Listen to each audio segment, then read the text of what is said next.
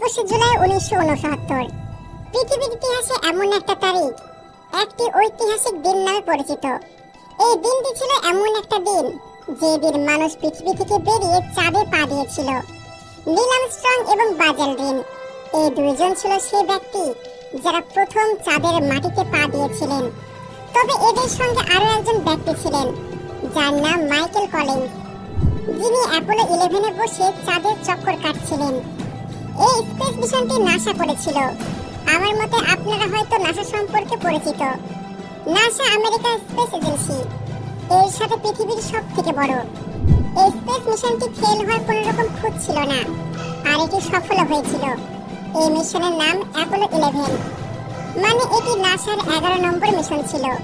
এই স্পেস মিশনে চাঁদের লাইভ টেলিকাস্ট করা হয়েছিল, যা সারা পৃথিবীর মানুষ অধীর আগ্রহে দেখেছিল।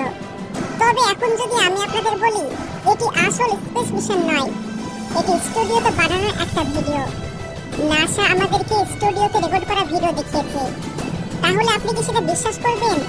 অন্য কোনো কিছু দেখার আগে চলুন অ্যাপোলো 11 সম্পর্কে আমরা জেনে আসি।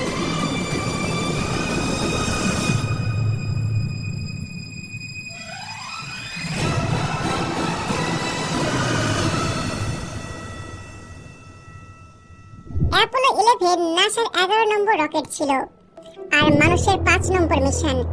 এই অ্যাপোলো 11কে 16 জুলাই 1969 সালে কানাডা স্পেস সেন্টার থেকে মহাকাশে ছাড়া হয়েছিল। 20 জুলাই এই রকেটটি চাঁদে ল্যান্ড করেছিল।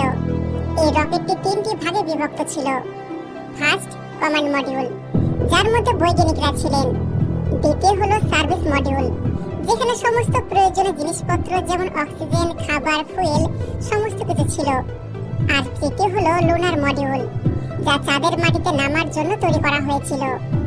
20 জুলাই 1969 রাত্রি 8:17 অ্যাপোলো 11 চাঁদে পৌঁছায়। এরপর 6 ঘন্টা পর মানে 21শে জুলাই রাত্রি 2টার সময় নীল আর্মস্ট্রং প্রথম চাঁদের মাটিতে পা দেন। এটা ছিল ওই ঐতিহাসিক সময় যখন মানুষ পৃথিবী থেকে চাঁদের মাটিতে পা রেখেছিল। এর কিছুক্ষণ পর বাজ অ্যালড্রিন চাঁদের মাটিতে পা স্পর্শ করে। তারা দুইজনেই 21 ঘন্টা চাঁদে কাটিয়েছিল। চাঁদের মাটিতে পরীক্ষা নিরীক্ষা করেছিল, চাঁদের মাটির স্যাম্পল নিয়েছিল, চাঁদের মাটির নিচে পানি আছে কিনা সেটাও পরীক্ষা করেছিল। সব মিলিয়ে তারা 21 ঘন্টা চাঁদের মাটিতে কাটিয়েছিল। এরপর 24শে জুলাই 1969 তারা পুনরায় পৃথিবীতে ফিরে আসেন। যদিও এই অ্যাপোলো 11-এর পরে আরো 6টি রকেট পাঠানো হয়েছিল, যেগুলো ছিল অ্যাপোলো 12, 13, 14, 15, 16 এবং 17। এবার আসি আসল বিষয়ে। আমেরিকা মহাকাশে তাদের আধিপত্য বিস্তার করে ফেলেছিল। অন্যদিকে সোভিয়েত ইউনিয়ন বারবার চেষ্টা করার পরেও চাঁদে যেতে পারেনি। কিন্তু এইদিকে যখন আমেরিকা তাদের স্পেস মিশনে সফল হয়ে যায়, তখন এটাকে মিথ্যা প্রমাণ করার জন্য সবাই উঠে পড়ে লেগে যায়। রাশিয়ান থিওরিস্ট ইউরি মুখিল ইনি নিজে পুরো জীবন কাটিয়ে দিয়েছেন এই অ্যাপোলো মিশনকে ফেক প্রমাণ করতে। তবে আপনাদেরও কি মনে এই প্রশ্নটা জাগছে, এই স্পেস মিশন কখনো হয়নি?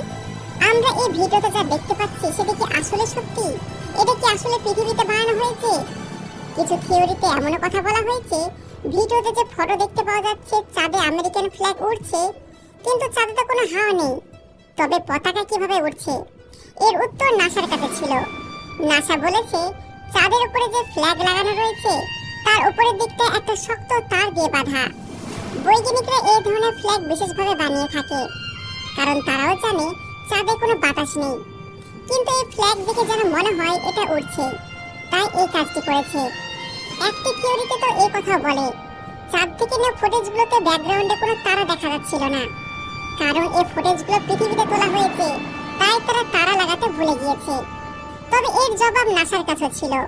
নাসা বলছে যেখান থেকে ফুটেজ নেওয়া হয়েছে সেখানে সূর্যের আলো পড়ছিল, আর সূর্যের আলো যখনই চাঁদে পড়ে তখন সেই আলো রিফ্লেক্ট হয়, আর এই কারণে ভিডিও ফুটেজে কোনো তারার চিহ্ন দেখা যায়নি। এইরকম অনেক থিওরি রয়েছে যা চাঁদের এই অ্যাপোলো মিশনকে মিথ্যা প্রমাণ করে। তবে নাসার কাছে সমস্ত প্রশ্নের উত্তর রয়েছে। এর মধ্যে মূল প্রশ্ন হলো চাঁদের মাটিতে বৈজ্ঞানিকদের পায়ের ছাপ গভীরভাবে বসে গিয়েছে। এটা আমাদের পৃথিবীতে তখনই হয় যখন মাটি ভেজা থাকে, কিন্তু চাঁদে এরকমটা কিভাবে হলো? তবে অবাক করার বিষয়, নাসার কাছে এই প্রশ্নের উত্তর আছে। নাসা এর উত্তরে জানিয়েছে চাঁদের মাটি অনেক পাতলা এবং নরম, চাঁদের মাটি পুরোটা ছাইয়ের মতন, যার ফলে এমনটা হয়েছে। সেই কারণে এই মাটিতে অনেক পরিষ্কার এবং গভীর ছাপ বসে গিয়েছে।